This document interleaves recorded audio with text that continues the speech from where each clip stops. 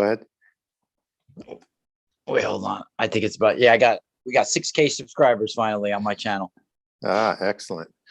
It takes a while, but once it grows, it really starts to grow. So,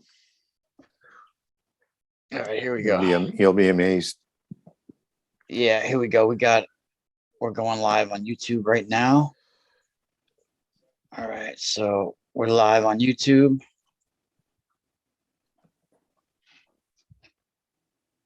Let me also pull this up so I could see the questions as well. Because I know you don't mind taking questions in the chat room as well. I love taking questions from the audience. So yeah, you're really good with it too. Well, people are hungry for information, and specifically on things that they're concerned with, they're interested in. So anytime I get a chance to answer questions, I do. After the show last night, we did 45 minutes of questions. I set up another chat room. Yeah. Wow. So you. I mean, I think this is why that ultimately too, like how you're so popular on YouTube, some of your videos, because you've been doing this such an enormous amount of shows for so long. It's like, and it's you're starting to catch. That's good. That's what you need to do. That's the only way to get out there. Yep. Yeah, it's crazy how long I thought, both my book and me, if I even got the book published, or if I ever did an interview, it would be like a sort of one and done type of thing. And it just keeps going. I'm quite amazed at how long the book has sold for and how many shows I do every week. I mean, I'm still trying to keep the number down to less than 4, but it doesn't always work. Yeah. It's crazy. It became a whole thing. You know what?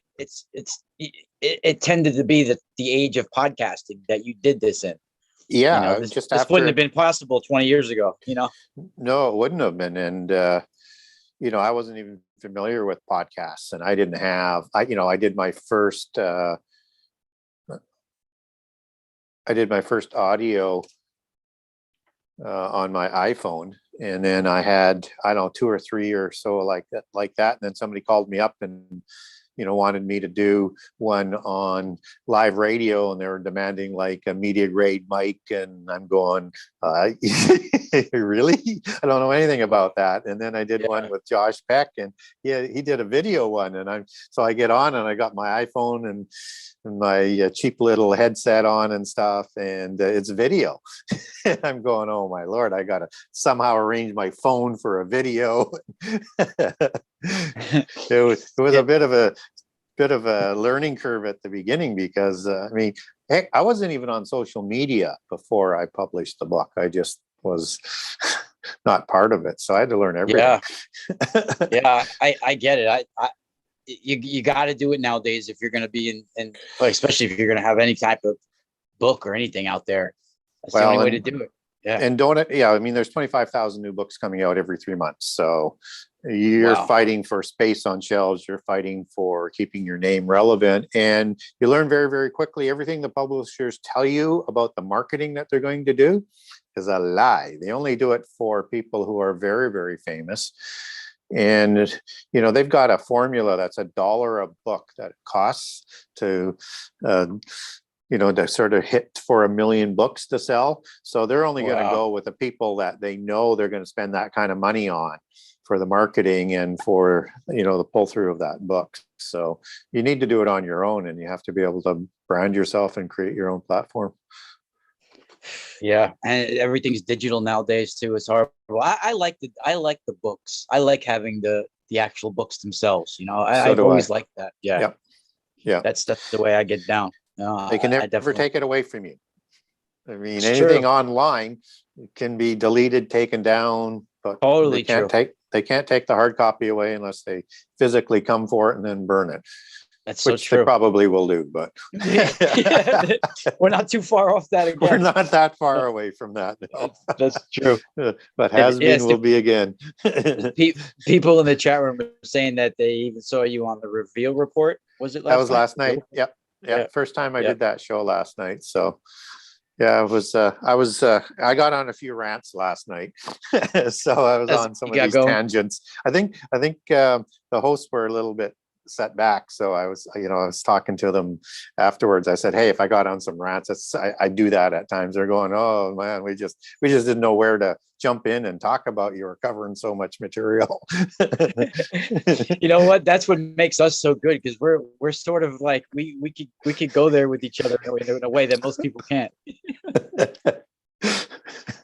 Yeah, there's not you know, it's hard. You're a hard one to catch up with if you want to play tennis back and forth with information, you know. Yeah, it's that's interesting though. But yeah, I mean, in Canada, you're going through a lot over there too right now with between we truck are, drive, we are, everything. and it looks. I mean, it's going to be a brutal fight, I think, and the pushback is starting to come. The oppressive nature and the horrible dismissing of people into a subhuman class is just appalling to me. And I mean, I'm vaccinated, so it's not like I'm an anti-vaxxer. I'm not a fan, and I didn't get vaccinated with the mRNA. But you just don't treat people this way. I mean, these are people that were on the front lines. They were risking their lives for us. And it doesn't matter whether it's the healthcare workers or first responders. There's a huge portion of the people that were putting their lives on the line, and we're turning the government and the brainwashed masses are turning their backs on them. And it's not black and white. There's a third option. There's a way of handling this that works for both sides, and it's not all that complicated. I'm not going to go into a rant on what they ought to be doing, but what I know what they ought to stop doing is stop being Nazi-like. Yeah. It's not rocket science. Stop being an oppressor. Stop being a dictator. It's not complicated. Simple like that. Yeah, it's true. And that's exactly what's getting but happening. I think we're in what I would call the post constitutional human rights era, unless there's a heavy pushback. In Canada, the courts have already ruled against our human right, not our human rights, but basically our constitutional rights, which are same as our human rights, that we don't have rights anymore. We only have privileges.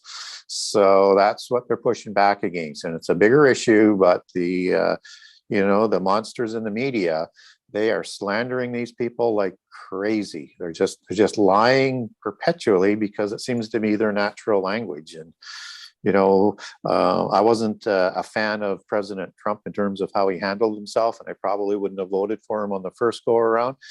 But the best thing he ever did was rip off the scab of the fake news and the swamp in Washington. So we don't have to like it now, but we recognize what they are, and it's corruption. It is absolutely abysmal when you look into that. It is just, but now we know. But what are we going to do about it, right?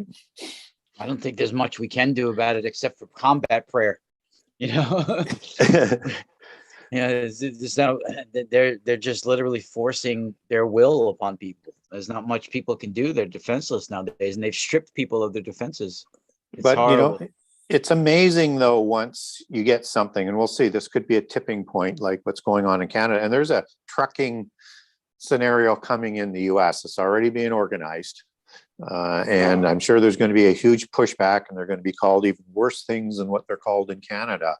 But once you start to tip that and you get more of a grassroots, and as long as they don't get sucked into what happened on January 6th, where they were set up to come across and get arrested and be called white supremacist terrorists. That's what the oppressors want, as long as they keep it peaceful in the beginning.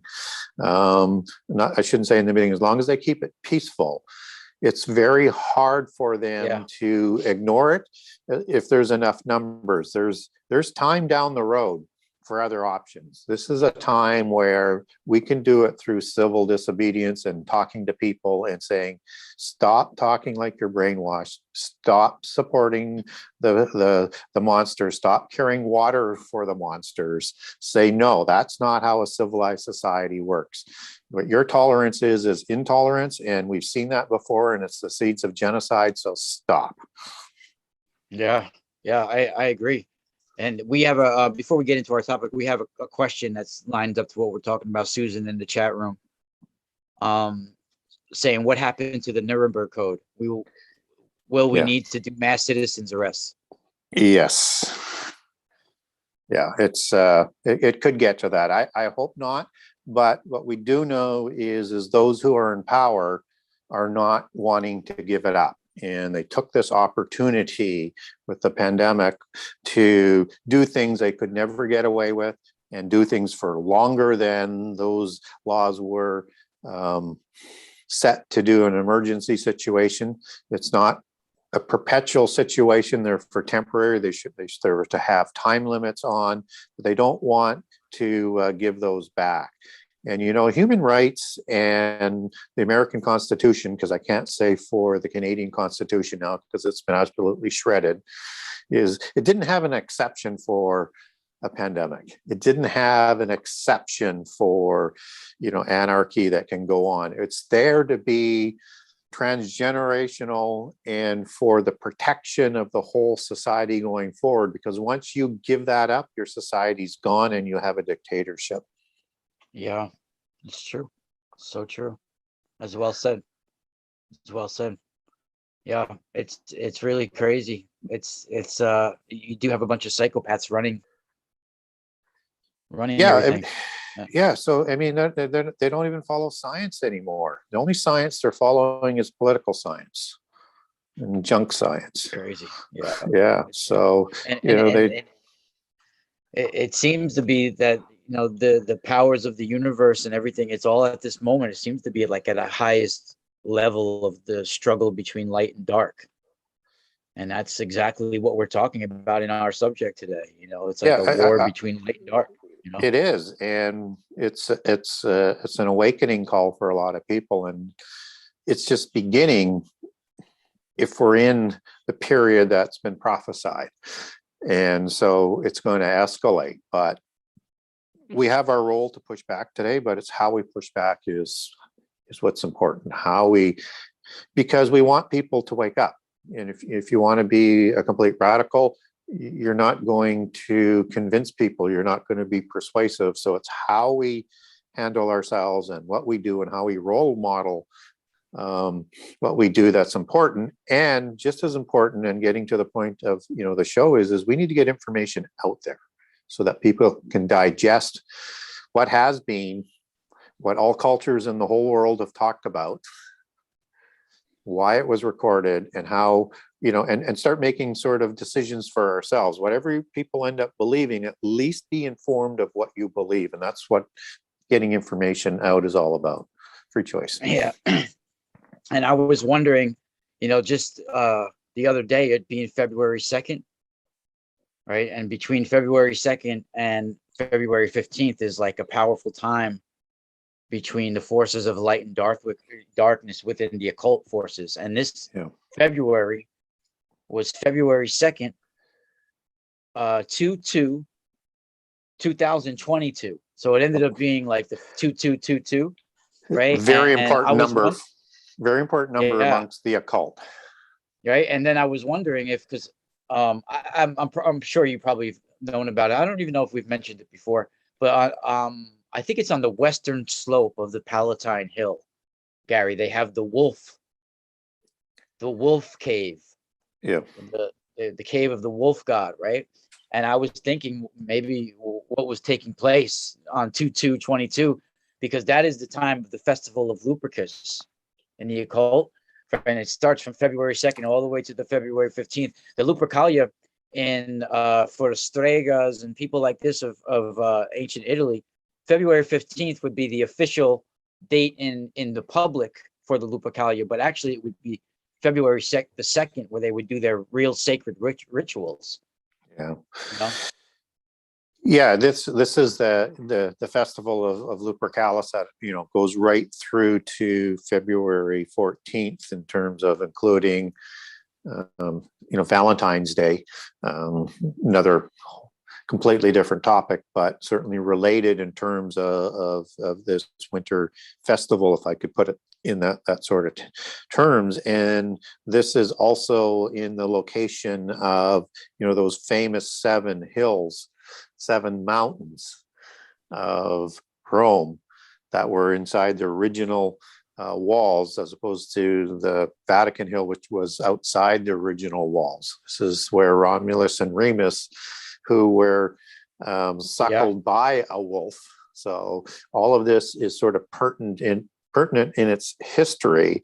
And this is the home of the Sibylline prophecies and the Queen of Heaven and the Mother Goddess, and is in not only from a Christian perspective, but from a Gnostic and other polytheist accounting, is not just the Queen of Heaven, but the Babylon type of allegory of understanding of how we're to interpret Babylon for the end time, in terms of at least its location, and then probably likely the religion that's going to be a mystical religion that's going to dominate the whole world, according to Christian prophecy. Yeah, that's really intense, because I think this is when things are starting to usher in even stronger right now. And I could feel it. And that's literally that area.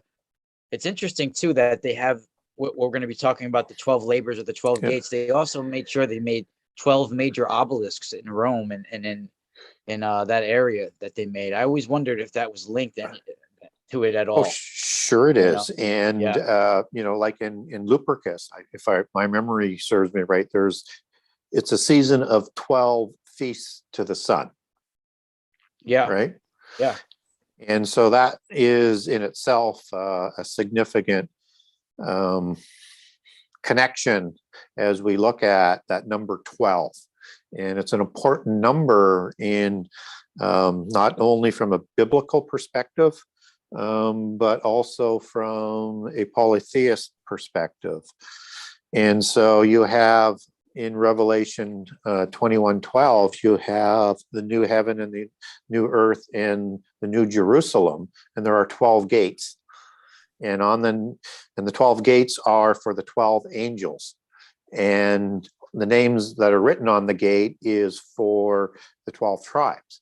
And gate typically can be understood in a number of ways as possibly being a portal. So now you're starting to say, okay, well, there's things like, 12 portals that are out in the world. And so this idea of 12 with the zodiac comes into play, because you're talking about the same kinds of beings as with the 12 feasts to the sun, right? Because we're talking about planets, we're talking about stars and things like that. So you have the best way to sort of get back to, let's say, the Roman understanding, as we're talking about Lupercus and the 12 feasts, would be, I would say, through the Roman pantheon and through the Greek pantheon, because the Greek and the Roman is essentially the same. You just have different names that are applied for each. And you have in Gnosticism 12 archons that Boath creates. And he's part of 7, which is another interesting number that is created by Sophia, the original sort of mother goddess that mates with this nebulous universal life force to create the 7. And of course, Boath in Gnosticism is the one that goes rogue, and they like to sort of call as the God of the Bible, and he creates these 12. But that 12 is also constant in polytheism as well, with like the 12 original, and the best way to understand it, because it's the one that gives us the consistency in the detail, even though it's similar to the other pantheons. I think it gives us the consistency of the number and what happens with the gods. And so you have 12 parent gods in Greek mythology. And then you have 12 offspring gods that come later, right? And these 12, people probably don't know most of the parent gods, because the offspring gods overthrew the parent gods and they disappear. in the mythos is they were killed, but you can't kill an immortal being, so they went probably somewhere else. And I talk about what Pistis Sophia has to say about that. And so you have these offspring gods that people are more familiar with because they move up in the host of the fallen ones, which is Saba, the Hebrew word for host of heaven, the angels. It's a hierarchical order, so they would just move up. And so people know the 12 in the offspring gods as, Zeus and Apollo and Athena and Artemis and Aries and, all of those ones, right? I could list them all. I won't just, and there's a little bit of a tussle over is Hestius or Dionysus the 12th one. There's arguments on that, but people aren't really familiar with Kronos or Rhea or Iapetus or Oceanus and all of the parent gods that were overthrown, but that's the original 12. And then you have 12 replacement gods afterwards. And I think what happens is they overthrow those gods or they disappear. What's interesting about Pistis Sophia is that it lists 12 of these archons, just as the hypostasis of the archons in Gnosticism, talks about these ruling sort of archons. And these ones are listed as ones that are in the prison or in the abyss. And I'm just going to make a few descriptions of some of these 12 rulers that are in there. The first dungeon has a crocodile face. And his name is, I'm going to have to read it and try and pronounce it, Enchthonin. And what's interesting about the crocodile ones, that starts to bring in what you're talking about, the 12 obelisks of Egypt with the Ogdoad gods, which are these reptilian type of gods that have some crocodile gods in there. And you have the god Sobek, right, as typically known as one of those crocodile gods.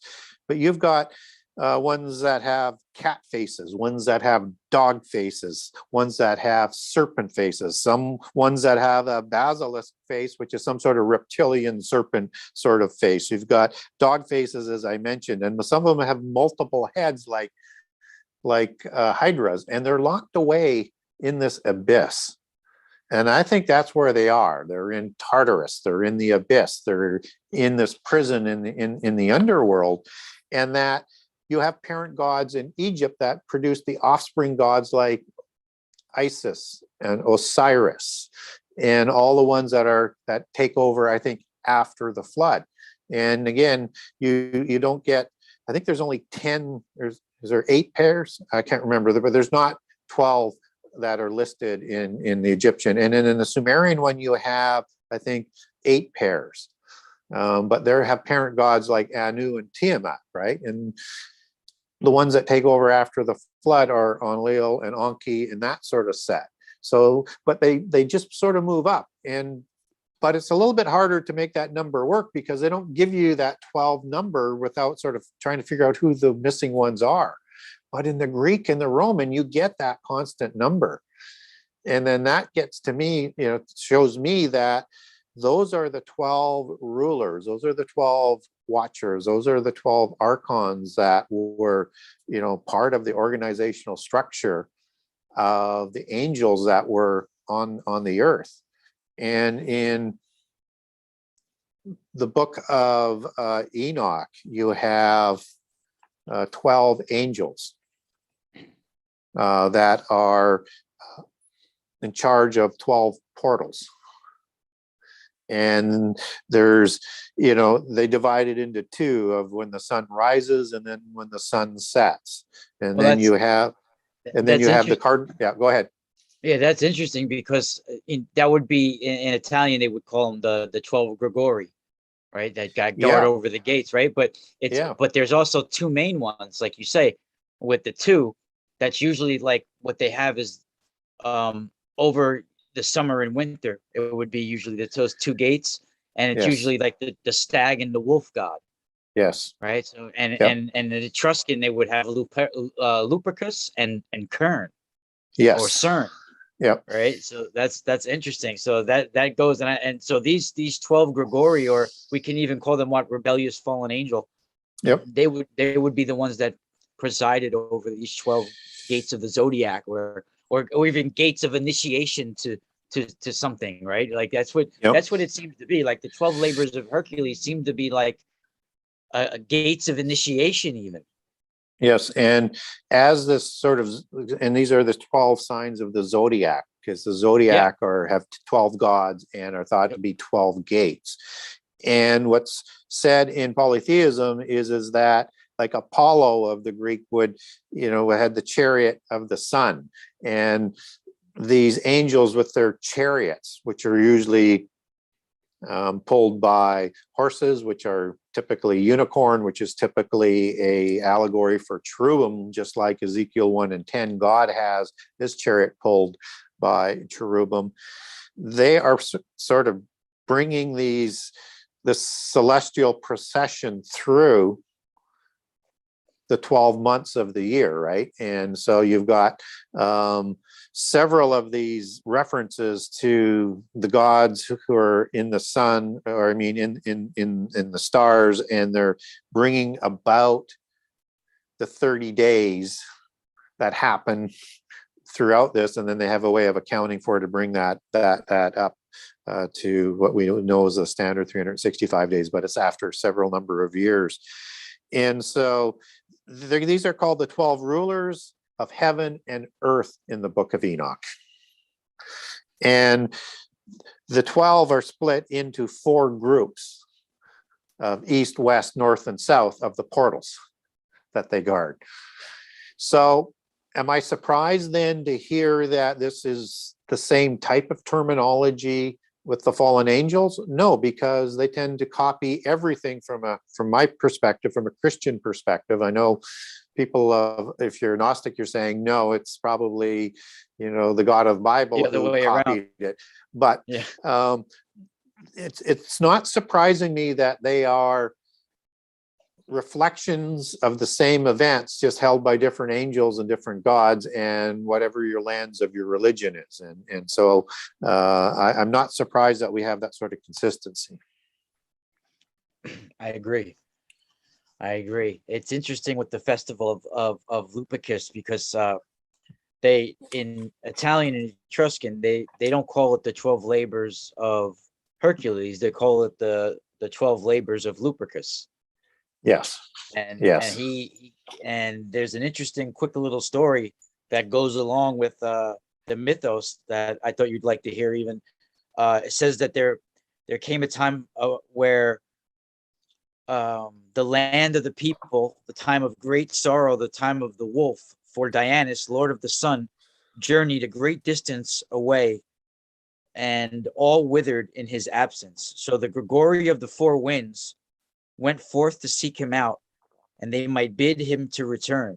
And it came to pass that the Gregory were brought forth before the throne of Dis, the dark lord of the shadows.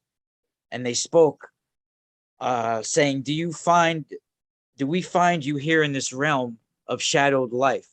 And then Dionysus replied, now have you truly seen my 2 faces?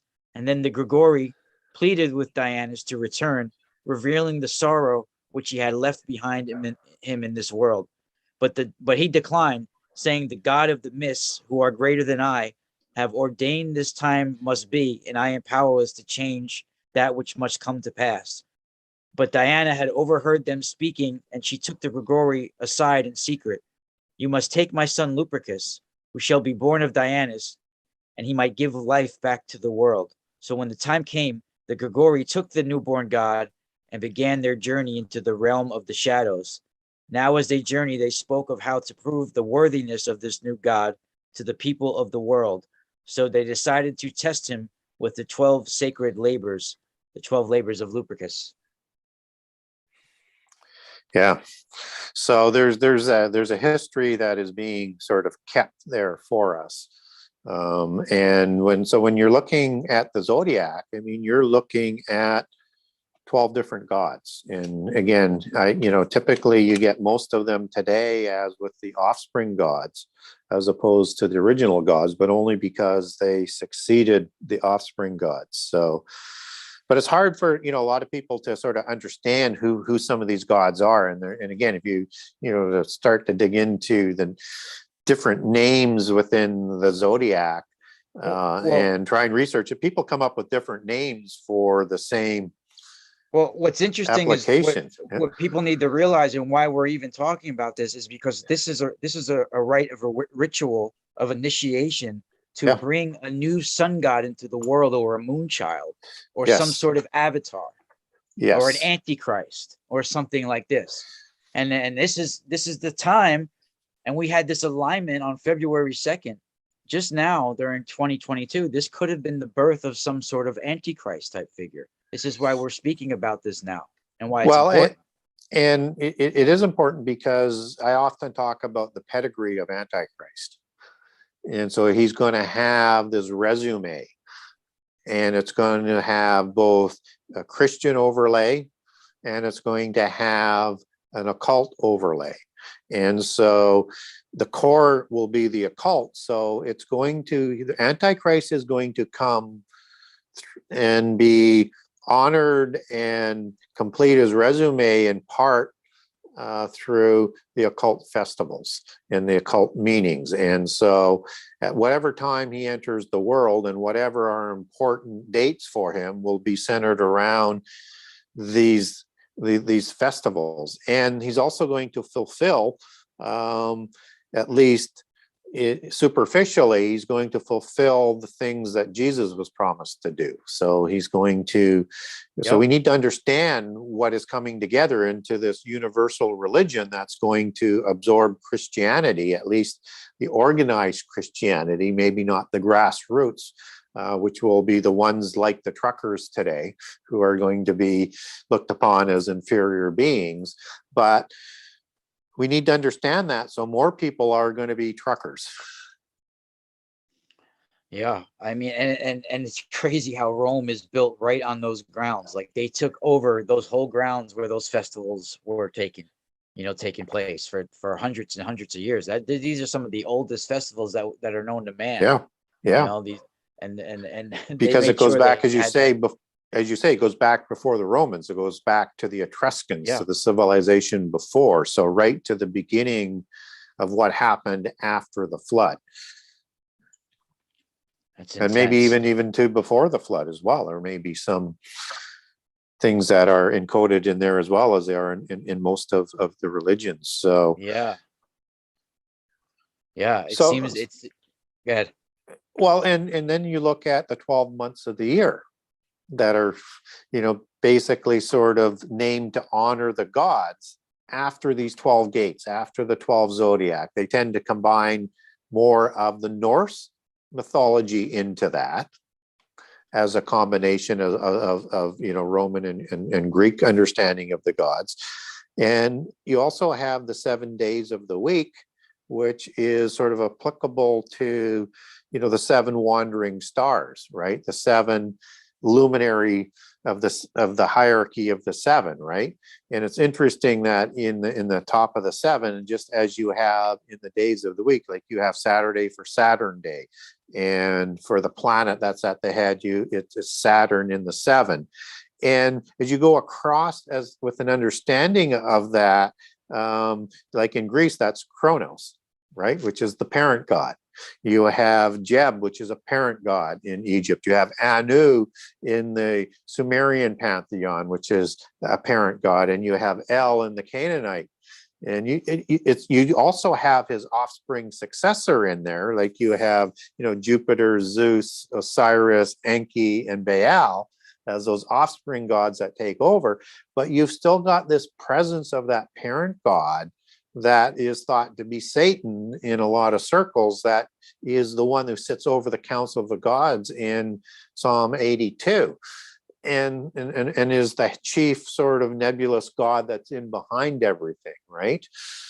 And so we need to understand we're immersed in this as part of our culture, and that we need to also know that this is all going to be used as evidence to the true religion, as they're going to call themselves, as Babylon rises, so that it can present the Antichrist.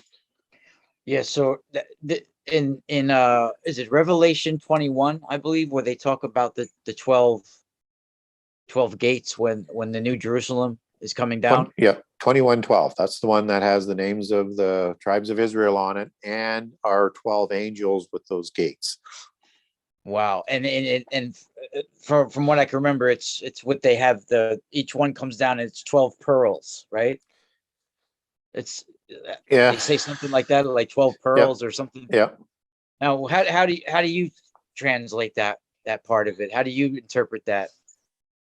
Well, this is something that is part of, from a Christian perspective, that is part of the throne of God, the dwelling of God, because God is going to dwell on earth with humankind in their new form after the old earth and everything is destroyed, right? This happens after that.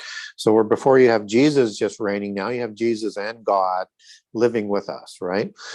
And so the jewels all have specific meanings within Judaism and Christianity, and different meanings, maybe similar perhaps. The thing that I always look at when we see the pearls is the pearls of wisdom that comes out of occultism.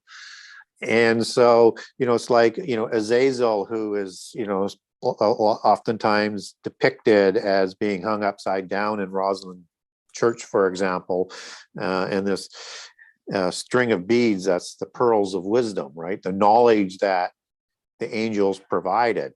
I think that might represent, from a Christian perspective, that the knowledge that was originally provided to all of the angels are going to be provided for humankind as we move up, as in the resurrection and into the new world, to be like angels, and we'll have that type of wisdom as well, and we'll participate in that whole organizational structure. Wow, that's intense. That's intense. So it almost is like the 12 labors in a way. It's like, almost the same thing. It's like 12 stations of knowledge, of initiation. Yep. Yeah, that's certainly similar. Really, there's certainly a similarity, but again, one ought to expect that. Yeah, that is really amazing. Yeah, and there were cults in Italy called the Cavallino, which was the little horses, right? And they were part of it. And the Luperci, like, people would, during February 2nd, they were actually, people would run naked on the streets, and they would get hit with the wolf pelt when people were running by, and it would be like fertility rituals. Well, yeah, and they were chasing women, and they were chasing women. Yeah, it was looked at as a mark of fertility if you get hit 3 times or something. Yeah. That was like a good yeah. It was a bizarre sort of 12 days of 3 strokes were 3 strokes of the strap would make a woman fertile. Yeah, crazy stuff. So. And yeah, and I was thinking that you're right. When you're talking about Lupercus was being the god of the winter, and this is sort of that sort of peak period in the winter, right? This is sort of the zenith of the power, as opposed to the coming of Sol Invictus and rituals like that in December, right? Yes, sir. Yeah. It's looked at as the time of the wolf, as the bring the new wolf, and that's definitely what's going on right now. And it was that's the whole mythos of it, was the wolf will gain enlightenment and become this new god, this new sun god, and that's where Apollo comes from, right? And Apu-At and all of this ancient Egypt and all of that comes right into Apollo. And they wanted you to speak about more of the Babylonian gods in the chat room, but I mean, we were touching on that. It's different names. I mean, in Roman, they also would call some of these gods like Fauna, the Faunus, and the time of February and all of that. What else could we speak about? Yeah, the fauna. Yeah, the fauna. And what I find interesting about the fauna is it's so similar to an English transliterated word faun, as in a goat and a goat god sort of satyr sort of imagery. And the goats were part of the sacrifices of Lupercus, as I recall. Yeah. On Yeah. It was Go ahead. looked at as purification in February, like Yeah. a purification time. Even though I think the Virgin Mary is looked at as that time of a purification with her at that time as well. Yeah.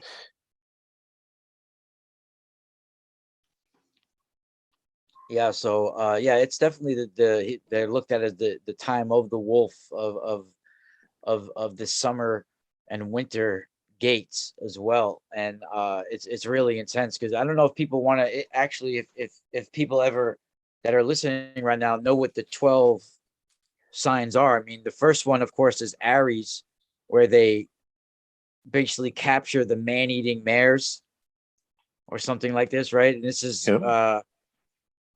where they start the journey, right? This is where they there's an urge to get like spiritual righteousness, and to become the world savior, and they send them out on the journey, right? So there and right. Go ahead. Well, this courting and everything that's sort of mixed in at the peak of the power of the wolf in the midst of winter is the beginning and the leading into the fertility festivals of the spring. And so it's a continuation. So it starts to bring on the spring and the May festivals and everything that sort of go along with it. And Easter, in the occult understanding of Easter with Ishtar, it's all part of that whole process. So it's the peak, and then you start to see it sliding into sort of spring, and that starts a whole new set of fertility festivals. But this is sort of the beginning, is how I understand it. But I'm not an adept of the mysteries. So yeah, no, you're right. It's the beginning. It's the beginning. And it's 12 labors is going through the whole zodiac, and through the rites of initiation. And it's interesting too, because he makes sort of like mistakes all the way, and he has this divine power, but he doesn't really know how to use them yet. Right. So it's like Hercules is going on this way to become like an avatar and learn how to use his. Well, they're trying to become more godlike. So Hercules, or Hercules, which is another version before the flood. There's two, I think, and they're named similar. But Zeus Zeus could have created him before the flood or not, but there seems to be two accounts. But anyways, the 12 labors are to try and transform him from being a demigod to a full-fledged god, right? It's part of that whole process, just as all the demigods, which are the spurious offspring of the fallen angels, whether it's offspring of a parent angel or an offspring angel, are trying to become more godlike, and they don't want their bodies to die, and they want to become like their parents. And this is sort of what they're trying to achieve in all of this. It's always to move up into that hierarchy, and it's a lot more difficult for a being of the physical world, even though it has an immortal spirit, to transcend what the spirit gods have, who can take a physical form as well. But that's what they're trying to achieve, right? And I think, and this is just my speculation, because again, I'm no expert on it, they're trying to achieve that while they're still alive. But also in the preparation that if they're going to die, and they all die, they're going to have and learn the wisdom, as we talked about in the last YouTube chat, how to navigate the underworld when the body dies, and not go to that abyss where the parent gods are at, right? And some of the worst of the demon spirits are at. So again, they're trying to secure their immortality without going to prison, without wandering endlessly in dark places and lost. They're trying to figure out where they can fit and go into the underworld and probably be with some of the fallen angels or the gods and with some of their kin spirits who have successfully found a location in Sheol, but not in the abyss that's in Sheol or Hades. That's interesting. Then do you think that they're in 12 different dark chambers and prison chambers and 12 different gates? Because I wouldn't think, why would he put them all together to have fun together, right? They could talk to each other. Oh, they're in according to Pistis Sophia, they're in separate chambers, right?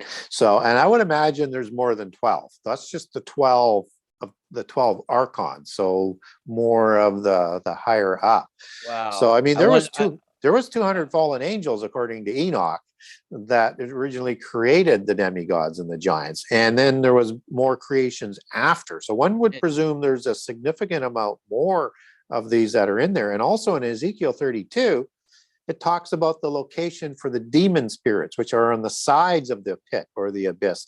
These are the terrible ones who did horrible things while they were on earth, the worst of the Nephilim, the worst of the Rephaim. And they were slain, and their spirits went to cells along the sides of the abyss. So they're in the same location in that pit, in prison, but in separate cells again. And what's really spooky in Ezekiel 32 is they're talking to a current Nephilim, Rephaim after the flood, to a pharaoh at that time, and wow. Trying to sort of give him advice and stuff like that. But it really gives you an understanding that there is an abyss and there's a place for the offspring, the spiritual offspring of the gods as well, that did horrible things and committed crimes against humanity and against creation. Yeah, and the 200 that you're talking about, I mean, that was just the one incursion on Mount Hermon. That's the first. That's the 200 that took the oath. And what we're told in Genesis 6, that, you know, that they went to this to human females and did again. We're not told how many times and when again is. It could have been many times before the flood, and it could also include again after the flood for a second incursion. So what about the now from the 200 from the book of Enoch that we talk about, they get more specific. They talk about how there's the chief of tens. There was the 10 generals. Yes. Do you think those 10s are part of the ones that are in the 12? No, I don't think so, because again, the math doesn't quite work. Yeah. Right. And that's where it does get a little bit more complicated. Like you get a number of 7 angels that are an important part in the book of Enoch. Yeah. But I think when we're talking about the chiefs of tens, and are leading the hundreds, I think the 12 are kind of separate, and again distinct from the 7. So what exactly that means? I think you're basically talking about in the 7 one order of angels, like the seraphim, like the Grigori, the watchers for the most part. And because you get all of these other different looks, I think they're talking about different orders of the angelic realm. Like the Ophanim, the cherubim, the principalities, the mighties, and all of these different ones, the powers. There are all of these different orders that would be leading the rebellious ones that rebelled from that category. And so, I mean, I don't list 12. I can't find 12 different orders in even what biblical history, but I can certainly get 10 for sure of orders of angels. And so, but this 12 is an important number, but you also get sort of a repetition in that Pistis Sophia of ones that have single heads and one that have double head or multiple heads, like a hydra. So like a single-headed dog god and a multi-headed dog god, a single-headed serpent god and a multi-headed one. So there's some different variations in there. But certainly the 12 was important from a heavenly perspective recorded in the Bible, as Enoch talks about and what it's talked about in the New Jerusalem, and very important from the archons of the ruling stature that are recorded in Gnosticism. So, Yeah, and I wish I could give a clear answer where exactly that sort of fits in, because especially when it gets a little bit even more confusing, as what we said before, because out of that 12, some of them show up in the 7. Yeah, like so, but because I was thinking Semyaza would be one of the ones imprisoned, right? And he was, Yeah. and then Semyaza was one of the main ones of the Chief of Tens. Yeah. Now here's how you can get to 12, and this is just speculation on my. I've not found anything that I can label to back it up, but that 12 numbers, it wrestles in my head, right? So if we look at what typically people talk about, the watchers are the angels that are awake around the throne of God, and Satan would have a similar throne of God, right? And typically people understand that as the seraphim and the cherubim. And the book of Enoch talks about the Ophanim, which are the wheel ones. Ophan is Hebrew for wheel, and these are the wheel gods, and they're similar to cherubim, but they look a little bit different. They have one face that's different as it's described. So you've got those 3, but you also have the archangels that are around the throne that most people don't necessarily include in amongst the watchers, but they are, particularly as the book of Enoch talks about, and particularly as the Bible talks about Gabriel and Michael of the ones who come from the throne of heaven. And you have the 7, angels in Revelation that come from the throne of heaven. So you've got 4 groups in heaven. And then if you look at 4 of them probably are responsible for 3 of the gates as being the chief of the orders, you probably come to 12. So there may have been 12 that reported to, there may have been 3 in each of the group that reported to the chief of the one that was in one of the 4 groups. So 3 times 4 is 12. And that's the only way I can get to, from a hierarchical perspective, 12. But it's going to be something similar to that because it's an army. It has rank and order and file. So there's going to be that order that's there. We just need to understand what it is. But once you get beyond the understanding of an army, though, there's different things that they're responsible for. Like there's the religious sort of aspect of it. And you've got the army aspect, and you've got the governance aspect of it as well. And who knows, there could be, another category or 2 that's in there that these angels would have had a chief amongst, right? And so somehow, some way, there's 12 that's in there. I just haven't quite figured out where and how it fits, but it might transcend out of the army, and it may start to include the different aspects of how a world is run. Yeah. So you think there are in the same location, but just 12 different chambers? Because I was wondering Yes, same location. Yeah. Yeah. I was thinking, so where do you think that location actually is? Well, I think it's in the abyss. I think it's in the earth, but I think it's in another dimension. Just as the underworld is in the earth, but in another dimension. Now, there is the occult version of some sort of an exception. So that when you look at Shemyaza or Azazel, and I think they're one, and we've talked about this in the past, is that he is in some occult writings hung in Orion. Although the book of Enoch, basically says that, Azazel is taken into the abyss. So it could be just as Azazel and were split into 2, which includes Azazel and Shemyaza, that becomes more Shemyaza as a bit of a story in terms of being hung upside down in Orion. But maybe the abyss is there too. But typically most writings are talking about in the earth, but in a different dimension. And that's why there's portals that have to be open, just as the angel that falls from heaven in Revelation 9 has a key to the abyss, and he falls to the earth. Well, it's not on the surface of the earth. It's going to be somehow in the earth, but that's to a portal to another dimension. That's how I would understand that. Yeah, I was wondering, like, if it can even be like at some other dimension of another planet, imprisoned in other planets even. Yeah, possibly. I mean, when you're in another dimension, what is it, and what does it lead to, and you know, and how many different universes are there? I mean, we just don't know.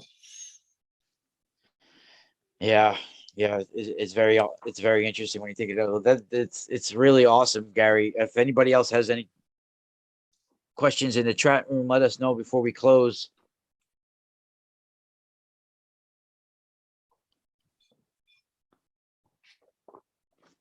People saying how you're amazing. I This don't know guy's about that, insane. but This I don't guy's know about that. insane. Well, Yeah, that might you be do know your closer to stuff. the truth, madness. They meant insane, like you know your stuff. Yeah, I know. I was just making a joke. So Yeah, you got to be insane to be talking about both of us to be talking about giants and fairies. But the thing is that it's people need to understand the times we're living in, and it does drive you a little crazy getting into this stuff as far as we take it far. There's risks sometimes, even diving into this material. It'll affect you in some ways. You got to step yeah, back sometimes. But yeah, that's why I find it so pertinent that people understand it and talk about it and understand what we're dealing with, because we're in a time where these light and dark forces are battling in all of us. yeah, And and getting more intense. Not all the fallen angels are in the abyss. I truly believe there is presences, whether or not, and I think it's both, whether or not they're demonic or daemon, as they're known in the occult, and gods that and fallen angels who aren't in the abyss that are guiding things on earth to a certain degree to people who are listening and providing knowledge to advance our civilization at a pace that we haven't seen since before the flood, in the generation when the Nephilim was created, and what happened in like three short generations almost thereafter, right? I mean, it advanced the civilization in a way that we're just catching up to it today, and that's why that overarching sign in the signs that Jesus gave was not only the fig tree generation, but the days of Noah. And we need to understand that. I think we're just catching up to that with our technology today, and they need to catch us up in that technology so that they can make the case that you can be like the rebels in Star Wars, to stand up against the dark forces, as they would call the people of the Bible. And of course, it's vice versa for Christians who look at the polytheist religions. But in that, just like in that movie Doctor Strange, if I've got it right, where it's the God of the Bible is the dark lord of the universe, and that you have all of these magicians and people with fantastic powers and things that go through portals and all sorts of different things, are trying to win a place away from God, one single island in the whole universe, which is the earth, as is the allegory in there, where they're away from God's oversight and rule, just as Satan wanted to do that, as he's described in Isaiah 14. He wanted to be like God and rule over his own realm. And I think all of that is sort of preparing people for having to make choices in the not so distant future. So it's important to understand both sides of the coin.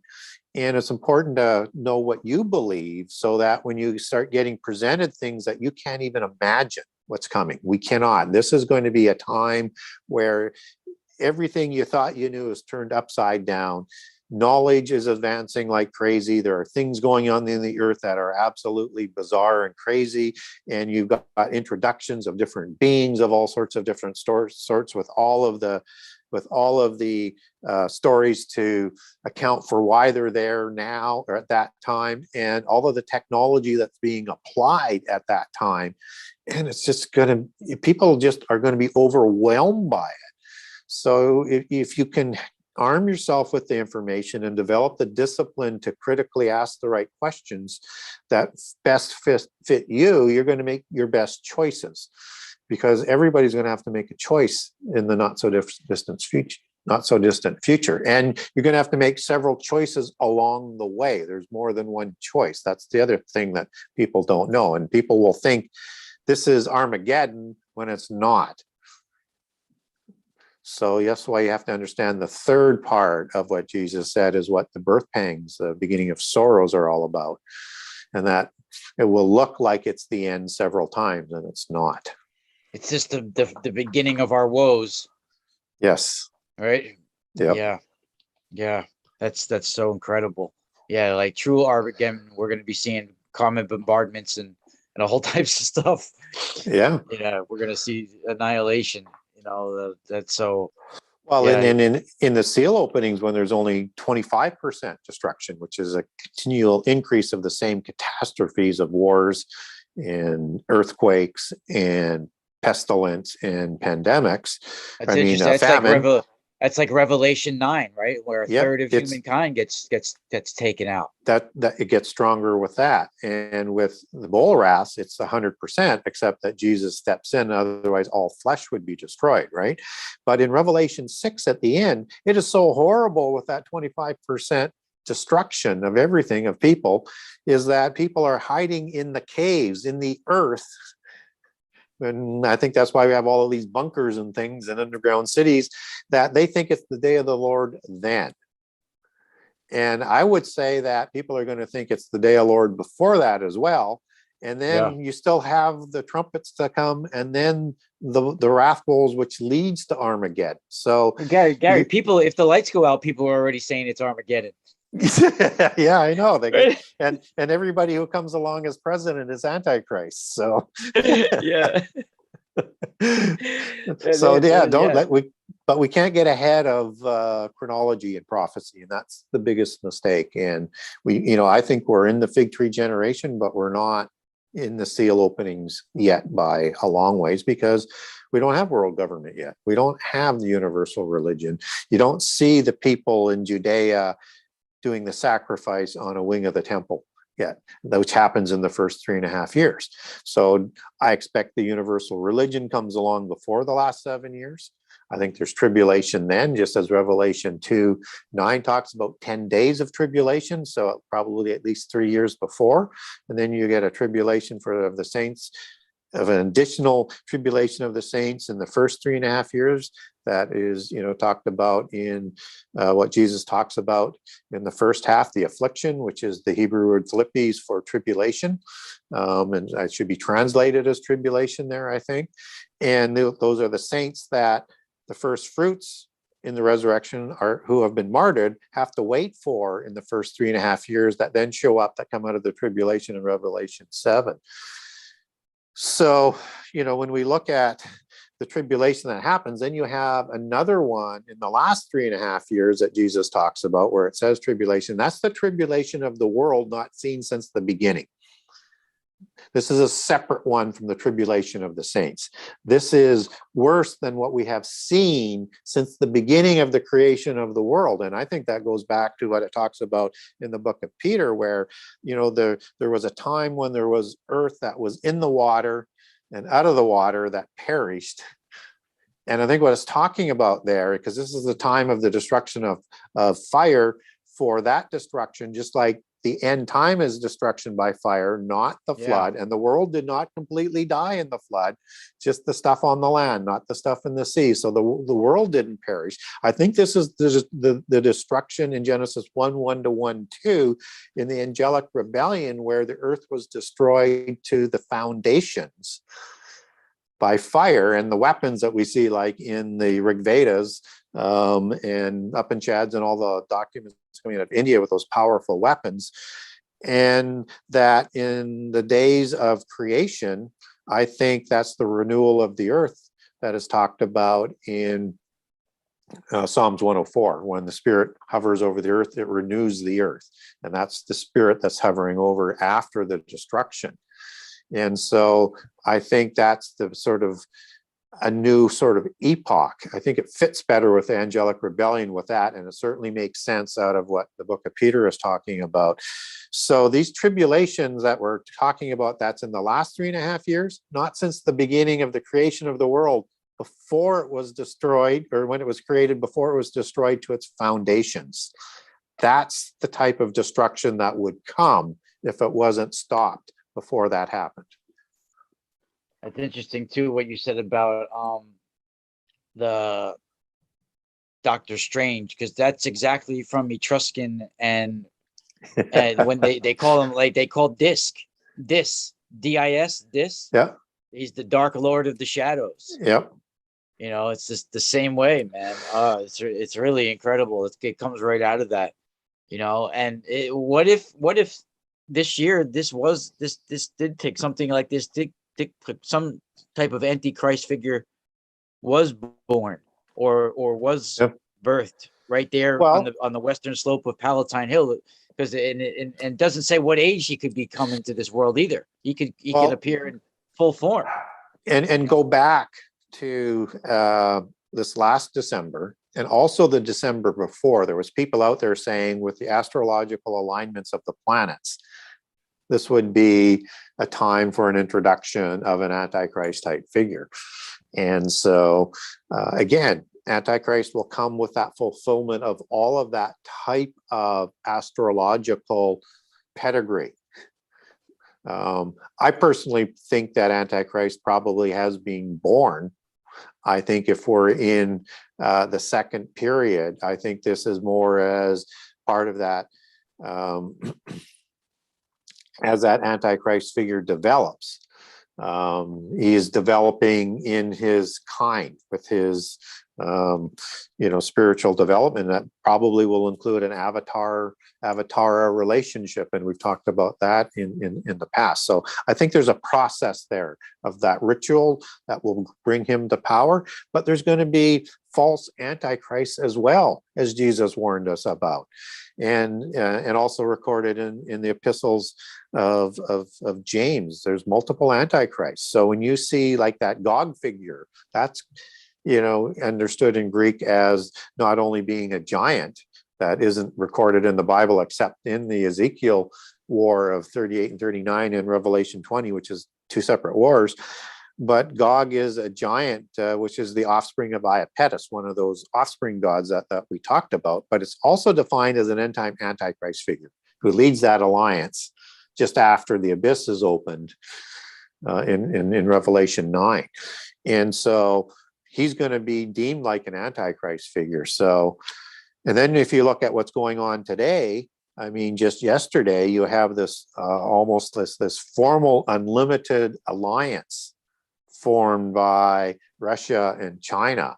So we're starting to see this geopolitical thing start to come forward. Pipelines, gas pipelines, everything. Yes.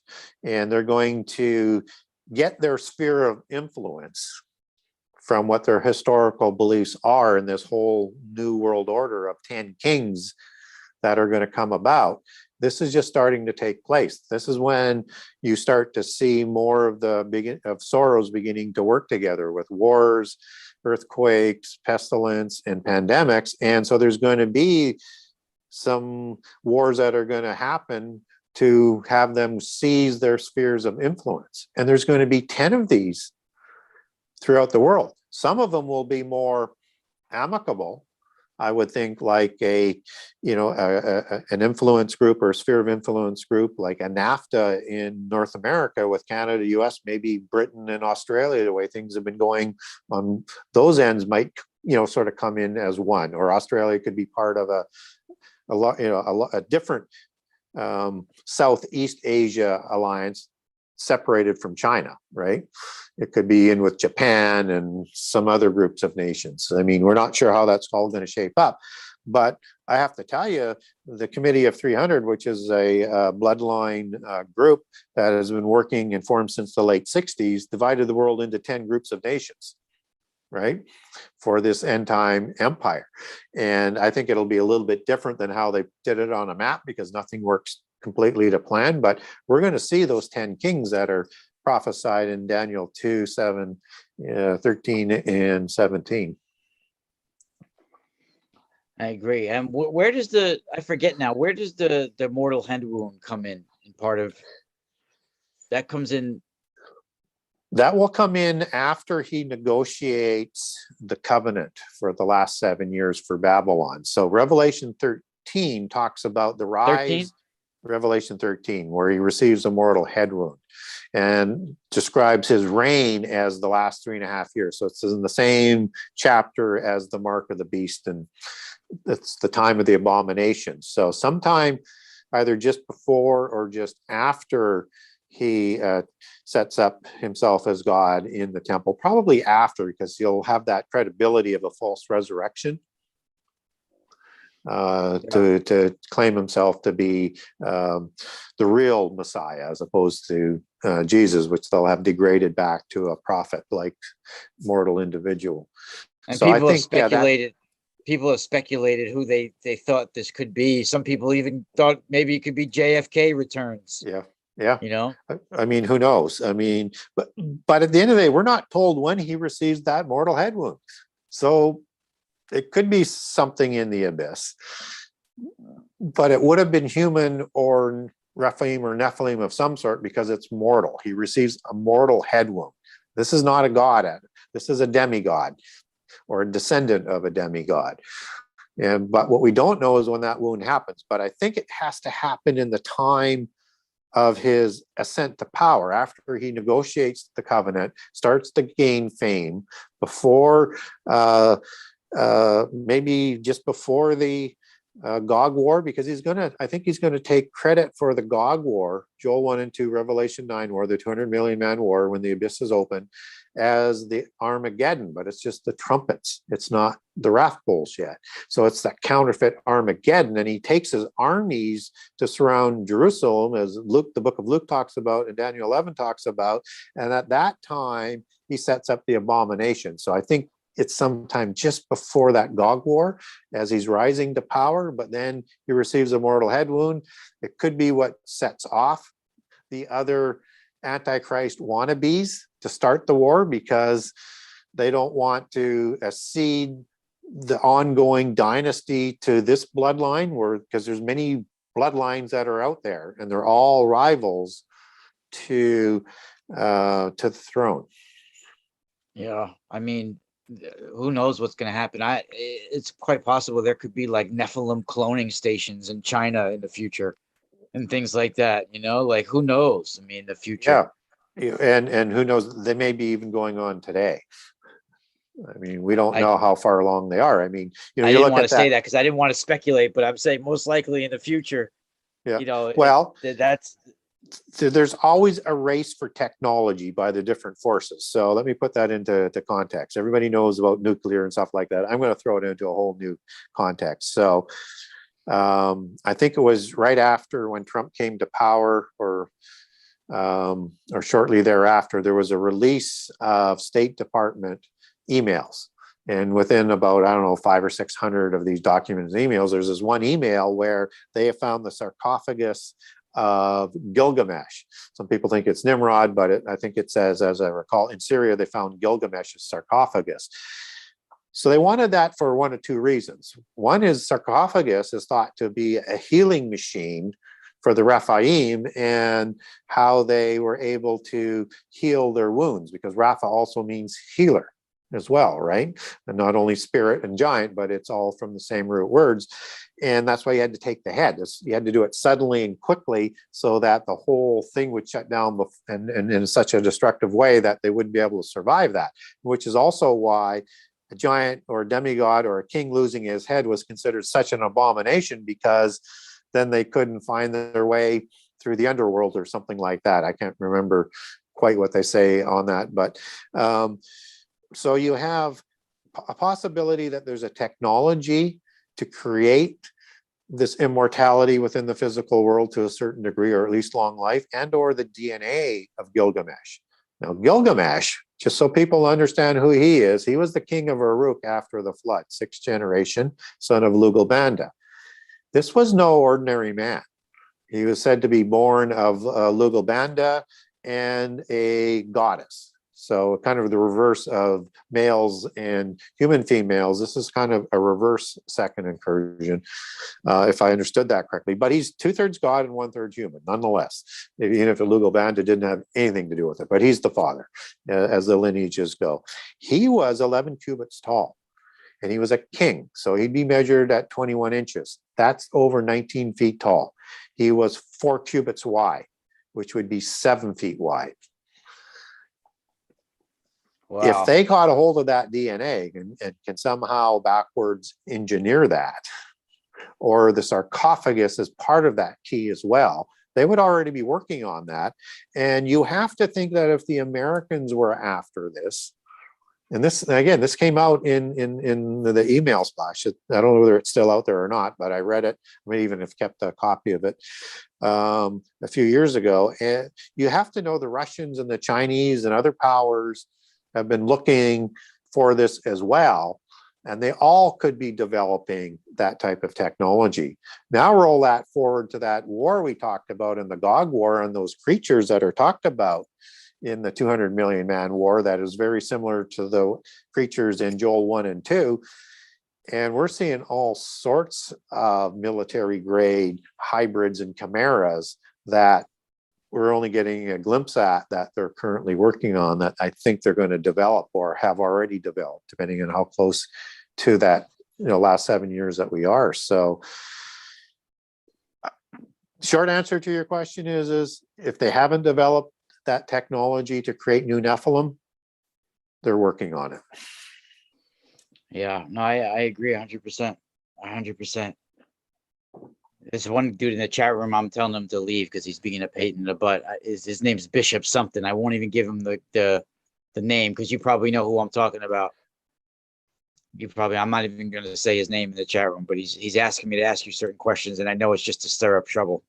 So I'm not even going to go there. Well, we can answer the question. I don't run away from questions. So it's about serpent seed. Well, there's two views of serpent seed. One is that Cain is the son of Satan, and the other is that the serpent seed comes from the Nephilim, the seraphim angels, who are serpent angels.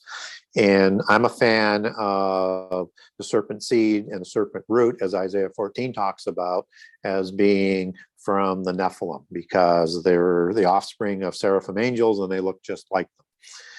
The serpent seed, you can get there through a Gnostic doctrine, and it's a constitutive part of Gnostic doctrine that Cain is the son of Satan. You have Kabbalism that picked this idea up while they were in Babylon that asserts that is the case as well.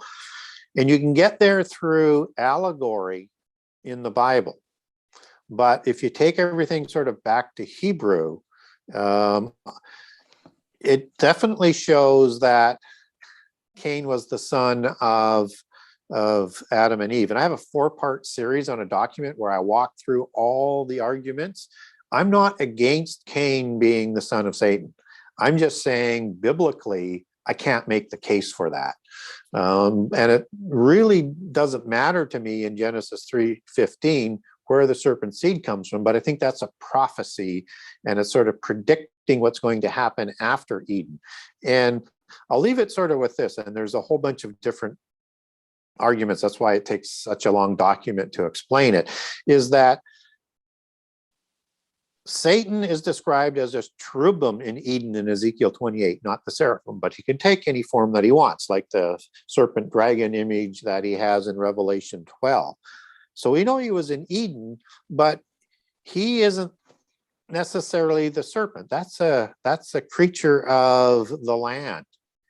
It's Nahash, and it's a walking, talking, intelligent being. Yeah. And if they had sex, which it doesn't necessarily say, but I understand the allegories of how people get there. It's not consistent, but I understand how they get there. Satan wasn't punished. He did not go to the abyss like the other fallen angels, although he will at the end of the 1,000 years. And he didn't have his arms hacked off. He didn't have his legs hacked off. He didn't have his speech taken away. He didn't have his intelligence taken away. It was this walking, talking, intelligent being that deceived Eve or had sex, if that's how you want to believe it. He had that happen to it, and a species had that happen to it. And it's a serpentine being. And so when it talks about the seed of the serpent, that the woman's going to have the heel on the seed of the serpent, it's talking about a future event of what's going to roll forward with the descendants. So I think it's more of a prophecy, but I don't think it's the son of, I don't think it's a new Nephilim that was created before the Genesis 6, as the Gnostics believe. And they actually do have multiple creations of the giants in the Gnostic belief. But scripturally, I can't get there. So I'm open to the idea, but I can't prove it scripturally. Yeah, no, I get where you're coming from. And then people tend to debate about it. It becomes, I don't like to debate about it. People can have their own opinions, but it shouldn't be a fight. No, at the end of the day, it doesn't really change anything. Yeah. Yeah. We already know Cain was evil. It's just a matter of, was he the offspring of Adam and Eve? But it's interesting in Genesis 4 that you have the lineage of Cain. And again, I know how you get there with the name Cain and acquire, because the Hebrew words are very, very similar in its pronunciation. But the problem is if he was acquired, then you have to say Enoch, son of a Cain, was acquired, because it's using the same language. And then all the offspring of Cain had to be acquired. And then when you get at the end of Genesis 4, you get Seth, who is born, and he's born in exactly the same words, using the same words as are used in the Cain birth. So then he would have to be. But again, that's not a doctrine that would be unacceptable to the Gnostics, that they were all giants. And a lot of people believe Noah was a giant, also a Gnostic belief. So I understand all of that, but biblically, I can't really get there unless I'm trying to sort of bend the language. And then even if I do in those certain passages, then I run into conflicts. And for me, it's got to fit. That's my approach. Yeah, no, I agree. And I do like what you mentioned about Gilgamesh too, because I do believe there are healing chambers like that, or stasis chambers. There was that famous expedition of Dr. Moldashev that I've discussed before on my shows. Well, and when we get these ideas in entertainment, these sarcophagi that are healing chambers, that idea doesn't come out of thin air, right? It comes out of prehistory. So when you see sci-fi, in this case is the most obvious one that people might be familiar with, would be the Stargate series. And you have the Goa'uld, which are these serpentine-like creatures that, avatar through a physical serpentine little thing, these Goa'ulds who have shining eyes like the Nephilim did, and they have these bellowing voices and become the demigods, the false gods. And they have these sarcophagus that they regenerate in. That idea didn't come out of thin air.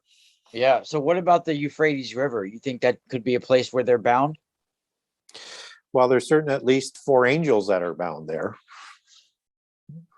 And who knows what's in the earth underneath there. So we don't know.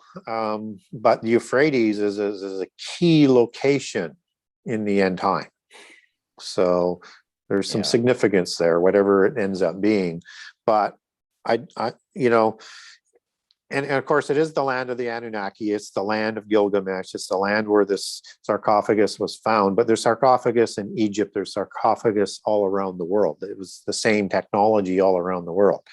Yeah. So it doesn't like we mentioned, like Abu Ghraib. All of these places, I feel, could be locations of these. Yeah. Because those were the ancient civilizations, both before and after the flood. So they're all going to have a similar type of setup there, because each civilization had their own pantheon. That's the same pantheon, just different vernacular names. I agree. Let me see if we have any other. Somebody says, what if the prophecy already came true? Which prophecy? I don't know. I guess all of it. Yeah, I guess all of it. Maybe that was an old destruction that happened, and we're a new beginning again.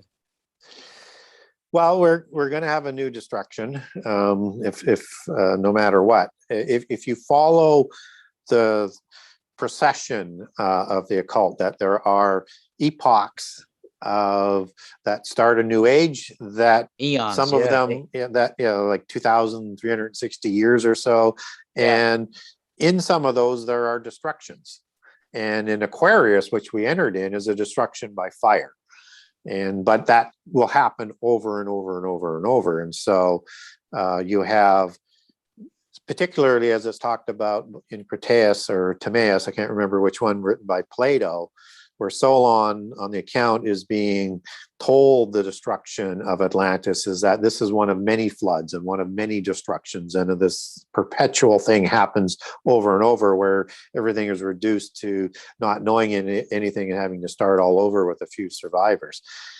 But I don't think that's the case. I think the case is that we are, in a linear period, which is time today, that is going to come to an end, that will open things up to whatever eternity is and whatever time means in eternity. So, some people don't have to look at the age of Aquarius as the age of evil in all way. We can also look at it, for some of us, as the age of Aquarius is like the age of the opening of the doors to heaven. Well, eventually we come through to that, right? So, right. Yep. And and whatever your belief system is both have the world coming out into a higher sort of level of being. They're both, the new age is about evolving into gods, right? The millennium is in preparation for the completion of the resurrection, so we can be like angels, and also to judge over those who committed crimes against humanity. But but unfortunately we have to go through a lot of times turmoils and rough times before we get to the place we need to go. Yeah, and I just can't imagine what the world is going to do when you get the full revelation of these alien beings, whatever you think they are. But it's coming. And the story is probably not going to be the real story of who they are, but everything gets turned inside out, upside down when that happens. Just think of what happens if the people who have leaked a little bit about what's in Antarctica, about how it's going to turn over every preconceived idea when that information gets out. I mean, wow, we can't imagine what we're going to be hit with when all of this starts to be revealed. And that's why you need to learn about it beforehand, so you can make as clear a decision as you can of what's going to happen. Wow. Did you already release out your new book? Nope, I'm on chapter 53 right now.